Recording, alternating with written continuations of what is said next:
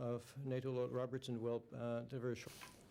On September the 12th, the North Atlantic Council met again in response to the appalling attacks perpetrated yesterday against the United States of America. The Council agreed that if it is determined that this attack was directed from abroad against the United States, it shall be regarded as an action covered by Article 5 of the Washington Treaty, which states that an armed attack against one or more of the Allies in Europe or in North America shall be considered an attack against them all. The commitment to collective self-defence embodied in the Washington Treaty was first entered into in circumstances very different from those that exist now, but it remains no less valid and no less essential today in a world subject to the scourge of international terrorism.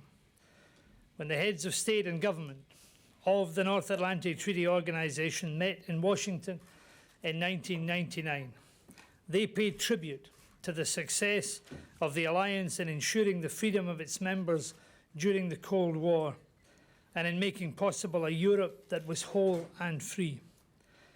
But they also recognized the existence of a wide variety of risks to security, some of them quite unlike those that had called NATO into existence. More specifically, they condemned terrorism as a serious threat to peace and stability and reaffirmed their determination to combat it in accordance with their commitments to one another, to their international commitments and to national legislation. Article 5 of the Washington Treaty stipulates that in the event of attacks falling within its purview, each ally will assist the party that has been attacked by taking such action as it deems necessary. Accordingly, the United States NATO allies stand ready to provide the assistance that may be required as a consequence of these acts of barbarism.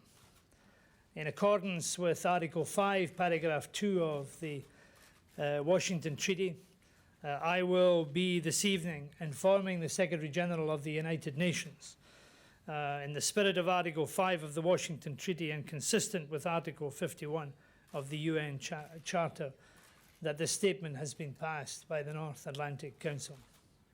Thank you very much.